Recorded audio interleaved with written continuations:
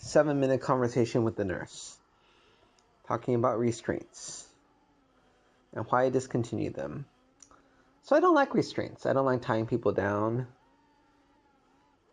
I learned that those weren't the proper treatment when you could do other things.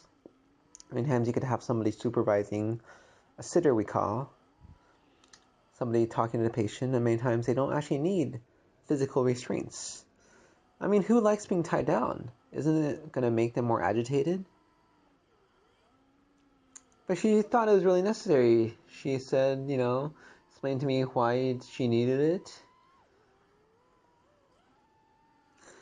And I realized that, we actually see the world very differently. I see it from a theory perspective. She sees it from a practical perspective. Which is more important? I don't think you could really say. But principles are important. Reality is also important, and sometimes they seem to conflict. What do you do then?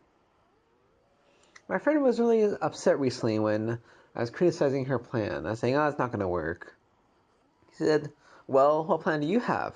Well, I didn't have a plan. So she said, you can't criticize if you have no plan. And I don't think that's valid. I think you could definitely criticize, even if you don't have any better ideas. You could point out why this current idea isn't good. But her point was, at least I'm trying. And I think that is correct. At least she is trying to do something. But my question is, what if you do it wrongly? Is it worse than if you didn't do anything? Or is it beneficial just because you tried? But when you say just because you tried it's beneficial, do you mean it's beneficial for yourself, for your own ego? Or is it beneficial to somebody else? Starting and then stopping. Is it better than if you never started? Is it worse than if you never started? The classic example I think of is patients in Africa who get trials for HIV. They get doctor's visits, they get medications, all provided for free. They do very well. But then the funding runs out and the people leave and they're all of a sudden left with nothing. Is it worse now that they have tasted the benefits of good health care to go back to having none? But I think this main question is this idea of the world we live in. I was thinking today, because my friend, I traveled with her the past few days and we talked a lot, and I was thinking, yeah, maybe I should do more stuff. Instead of just thinking about stuff, writing about stuff, talking about stuff, actually doing it. Isn't doing more important than thinking? That's what she was trying to say. But, what if I'm just really good at thinking? Is that bad?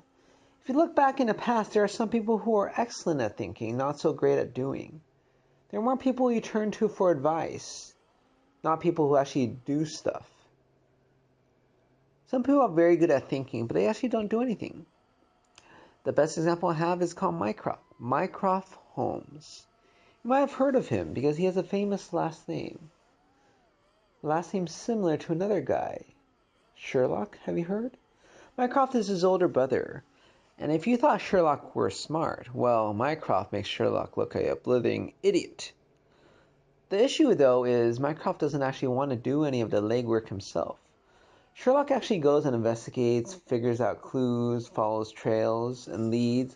Mycroft doesn't do any of that. He expects the information to Aubrey presented to him, and then he'll tell you the answer. But he won't go on and get it himself. If there's information he lacks, he'll just have to do without, because he's not going to go get it. And that's why he is not Sherlock Holmes. Because it's a combination of both, right? That makes Sherlock so great. I don't know if you've read the Sherlock Holmes stories actually written by Sir Arthur Conan Doyle, but Sherlock Holmes could be, first of all, quite a charming man, very persuasive, right? A stern man, though, very forceful. A strong man. He's actually not a weak man. He could bend an iron, the type, you use for your hot coals in the furnace. He could bend it with his bare hands. He's not afraid of things. Quite a force to be reckoned with. Mycroft is quite a fat man. Doesn't exercise much, doesn't walk much. Just lives in his brain. His body is useless. But Sherlock is the one who solves the mysteries. He follows things through. Sometimes he could think perfectly. but you can't predict everything. And that's where reality comes in. The ability to find new clues that contradict what you thought already. In the medical field, both are important. So there's a thing in nurse versus doctor. Nurses sort of take care of patients, follow orders. Doctors are the ones who write orders, decide what to do in terms of medical treatment. There's different types of doctors. Some do more physically than other doctors. In terms of having a discussion, supposedly all doctors are supposed to be good at that, but many times some doctors just do stuff, reflexively I would say almost. Some doctors just think stuff, almost doing nothing. And some doctors are in between. But there's a role for all these types of people. And the question I have for myself is, what is my role? Should I just exist in my head and focus on that and become even better at that? Should I see if I could get a consulting job so I don't have to deal with these day-to-day practicalities that are banal? Should I work on actually doing something in life?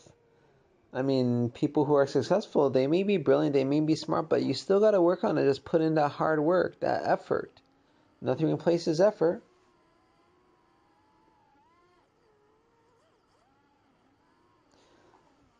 But I don't want to be a nurse. I don't want to deal in practicalities. I want to be a think of big ideas. I want to say overarching statements that may not be true for everything, but help advance the way we think. Thoughts are important. Thinking is difficult. But, as someone said, if our brain were so simple that we could understand it, we would be so simple that we could not understand it. The real world out there is exciting for some people. There's a lot that's still undiscovered. The deep, deep oceans, outer space. But so much exists in our minds, and it cannot be fully discovered. Why we do things, how do we think?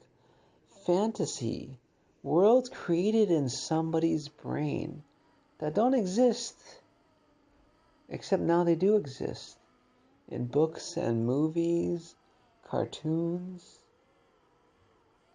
Writing nonfiction could be difficult, but writing fiction, I think it's even more difficult, because you have to create a world out there that's believable yet different. And as somebody said, the people who understand the mind well, as in psychology, become psychologists. The people who understand the mind best become novelists. And it's this idea of ideas, so marvelous, so brilliant, unlimited in scope, unlimited in depth, never finished.